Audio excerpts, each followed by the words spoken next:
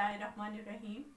10th class हमने exercise 4.2 start की हुई है। इसके अंदर हमने रिपीटेड लीनियर फैक्टर्स डिनोमिनेटर के अंदर हों तो फिर हम कैसे उस रैशनल फ्रैक्शन को रिजॉल्व करेंगे इनटू द पार्शियल फ्रैक्शन, ये यहाँ पर हम समझा रहे हैं आपको। तो यहाँ मैंने जो क्वेश्चन चूज किया है उसके अंदर एक डिफरेंट टाइप की फ्रैक्शन है। वो क्या है? जो हमने सेकंड टाइप देखी थी, इम्प्रॉपर फ्रैक्शन। इम्प्रॉपर फ्रैक्शन ऐसी फ्रैक्शन जिसमें ऊपर वाले एक्सप्रेशन की डिग्री ज्यादा हो, जैसे कि ये है, देखें ये ऊपर एक्सप्रेशन है, इसकी डिग्री 4 है, और नीचे जो है ये आपको नजर आ रहा है, ये देखें स्केयर है, स्केयर। और फिर जब ये से अगर हम इसको मल्टीप्लाई करके देख लें, x4 प्लस 1 ओवर, इसे मैं अंदर ले जाऊं, x का क्यूब और ये माइनस x स्केयर। देखें इसकी डिग्री है 3 और इसकी डिग्री है 4। जब इस तरह की कंडीशन हो, ऊपर डिग्री ज्यादा हो, तो फिर हम उस इम्प्रॉपर फ्रैक्शन को पहले प्रॉपर फ्रैक्शन में कन्वर्ट करते हैं। वो कैसे करेंगे? वो हम डिवाइड के प्रोसेस से इसको पहले हम कंप्लीट करेंगे। तो कैसे होगा? देखें ये डिवीजन हो रही है x4 प्लस 1 और ये x cube minus x square. अब हम इसको डिवाइड करेंगे जैसे कि अलजबरा की डिवीजन होती है, ठीक है ना। अलजबरा में जिस तरह से आपने छोटी क्लासेस में डिवीजन सीखी है, बिल्कुल उसी प्रोसेस को हम यहाँ पर जो है दोहराएंगे। अब ये देखें x क्यूब है, तो हम इसको किससे डिवाइड करेंगे? x से। तो ये हो जाएगा x4, और जब इससे करेंगे तो क्या आ जाएगा? x का क्यूब प्लस, यहाँ प्लस माइनस है तो ये माइनस। अब साइन चेंज होंगे, जाहिर है जब हम नीचे उतारते हैं तो माइनस करते हैं, और माइनस में आपको पता है अलजबरा में नीचे वाले साइन चेंज होते हैं, तो ये कैंसिल हो गया। अब ये एक्स क्यूब बड़ी डिग्री को पहले लिखते हैं, ठीक है, एक्स क्यूब, और ये प्लस 1। अब किससे करें जी इसको डिवाइड? एक्स क्यूब है, यहाँ भी एक्स क्यूब चाहिए, तो प्लस 1 से, क्योंकि साइन भी हमें प्लस का ही चाहिए। तो ये हो जाएगा एक्स क्यूब, और इससे करेंगे तो एक्स स्क्वायर, ये एक्स स्क्वायर माइनस का, ठीक है, साइन फिर से चेंज किया, ये कैंसिल हो गया, और अब ये आ गया एक्स स्क्वायर प्लस 1। अब इसकी डिग्री कम हो गई है, एक्स स्क्वायर हो गया, ठीक है। अब इससे डिवाइड नहीं किया जा सकता इसको, तो अब इसको हम यूं लिख सकते हैं, इसके आगे ही ये वाली चीज x प्लस 1, फिर plus this x square plus 1 over ये वाली चीज x क्यूब। इसको अगर आप लिखें तो इसी तरह की फॉर्म में दोबारा से लिख सकते हैं, एक्स स्क्वायर x माइनस 1, क्योंकि हमने इसकी जो रेजोल्यूशन करनी है, इसको रिजॉल्व करना है, उसके लिए मुझे फिर से इसे फैक्टर की फॉर्म में लाना है। तो यहाँ हमें प्रोडक्ट करना पड़ा क्योंकि हमने इसे डिवाइड करना था, ठीक है। तो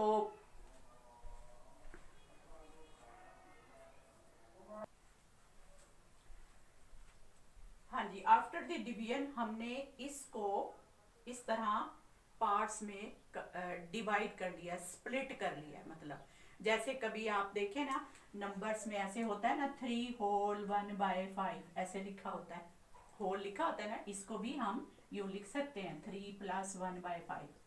आप इसको करके देख लें, ये देखें जब हम इसको करते हैं 5 3 15, 15 और 1 16, 16/5 ऐसे आता है ना। इससे मिक्स फ्रैक्शन को जब हम सिंपल फ्रैक्शन में चेंज करते हैं, तो इसको आप करके देखें तो ये भी यही आता है। जैसे ये 3 5 3 15 प्लस 1 ओवर 5 एलसीएम लें तो, और ये 15 और 1 16, 16 ओवर 5। तो इस तरह की वैल्यू को हम यूं लिख सकते हैं। मैं मकसद सिर्फ ये है कि आपको ये बताऊं कि ये मिक्स फ्रैक्शन है, ये मिक्स फ्रैक्शन है, ठीक है। इसको यूं सिंपल फ्रैक्शन में चेंज किया जा सकता है। तो इसी तरह से ये जो है सिंपल फ्रैक्शन दिया हुआ है, इसको मैंने मिक्स फ्रैक्शन में कर लिया, यानी इसमें से जो होल था वो अलग कर दिया और बाकी ये मैंने अलग कर दिया। अब वो जो बाकी अलग किया है वो अब प्रॉपर फ्रैक्शन है, तो हम उसको रिजॉल्व कर लेंगे। ये हमने इतना पार्ट तोड़ लिया है, इससे अलग कर लिया है। अब हम इसको रिजॉल्व करेंगे क्योंकि ये अब प्रॉपर है। देखिए ऊपर डिग्री 2 है और नीचे डिग्री इसकी 3 है, ठीक है ना। तो फिर छोटी हो गई, अब ये प्रॉपर फ्रैक्शन बन गया। प्रॉपर फ्रैक्शन को अब हम रिजॉल्व कर सकते हैं। तो अब यहां से हम इतना पार्ट सिर्फ लेंगे, let X square plus 1 over X square into X minus 1 equal A by X plus B by X square plus C by X minus 1। ठीक है, सिंगल सिंगल आपने लीनियर वैल्यूज को एक एक लेना। आप देखें यहाँ पे रिपीटेड था, एक्स का स्क्वायर था, तो इसको मैंने जो है पहले एक पावर ली, फिर उसका स्क्वायर ले लिया, ठीक है, और फिर उसके बाद ये ले लिया। ठीक, ये स्प्लिटिंग मैंने कर ली। अब अननोन फाइंड करने, इस अननोन को फाइंड करने के लिए अब हम वही प्रोसेस करेंगे, जीरो मेथड या कंपैरिजन का मेथड, जो आपको इजी लगे। ठीक है, देखें ये लीनियर फैक्टर है, यहाँ से जो है जीरो मेथड आप एक निकाल सकते हैं, उससे कोई ना कोई अननोन निकल आएगा। तो हम करते हैं by multiplying x square x minus 1 to each on both side. ठीक है, इससे अब यहां से करेंगे, कैंसिल हो जाएगा, ये हो गया एक्स स्क्वायर प्लस 1 इक्वल, यहां आ जाएगा एक एक्स कैंसिल हो जाएगा, एक बच जाएगा क्योंकि स्क्वायर है। ठीक है ना, तो एक्स माइनस 1 प्लस यहाँ पे स्क्वायर पूरा कट जाएगा तो बी एक्स माइनस 1, यहाँ प्लस सी एक्स स्क्वायर। ये हमारे पास इक्वेशन 2 आ गई। अब हम इसमें जीरो मेथड लगा के देखते हैं कि कौन सी वैल्यू निकल सकती है। तो पुट x माइनस 1 इक्वल 0, यहां से x की वैल्यू निकल आएगी 1, वो मैं किस में पुट करूंगी, इस इक्वेशन 2 में। करते हैं, ये 1 का square plus 1 equal a 1 minus 1 plus b 1 minus 1 plus C 1 का स्क्वायर।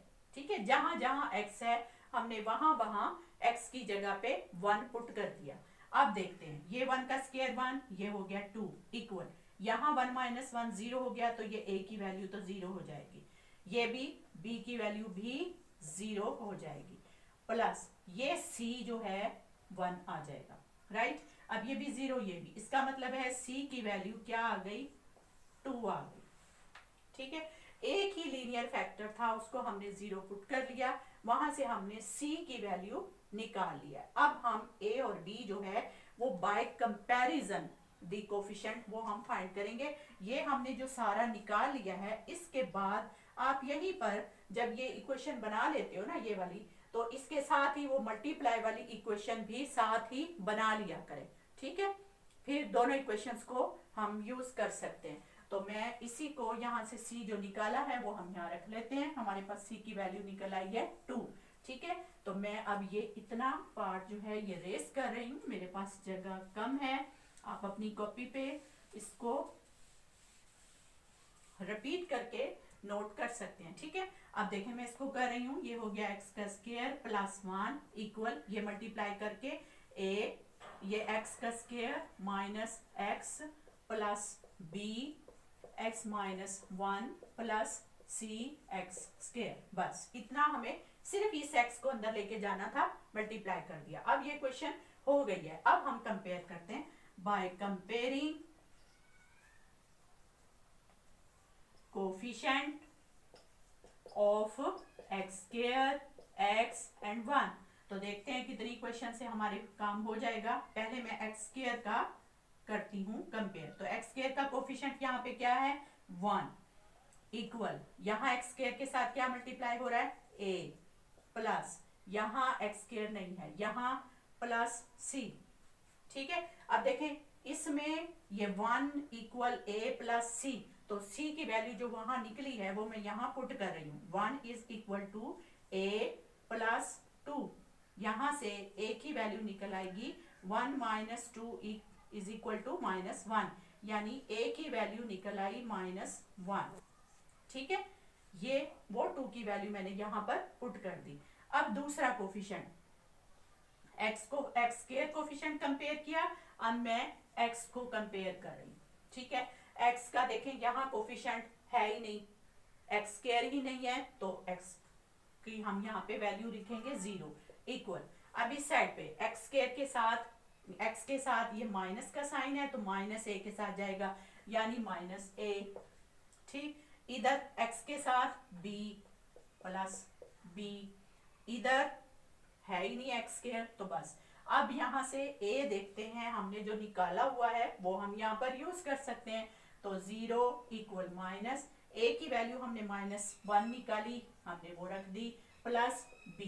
अब ये माइनस और ये माइनस क्या हो गया, +1, तो +1 प्लस b इक्वल 0। तो यहाँ से b की वैल्यू भी -1 निकल आई। राइट, देखें हमें सिर्फ दो इक्वेशन को कंपेयर करना पड़ा, दो कोफिशिएंट्स को कंपेयर करना पड़ा, और हमारी अननोन वैल्यूज जो हमें बाकी हमारी बच गई थी वो हमने निकाल ली। अब हमारे पास a, b और c तीनों अननोन आ गई हैं, वो हम तीनों वैल्यूज अब इसमें पुट कर देंगे। ठीक है, ये अब हमने जो तीनों वैल्यू निकाली है वो मैं यहां से पुट कर रही हूं। अब पुट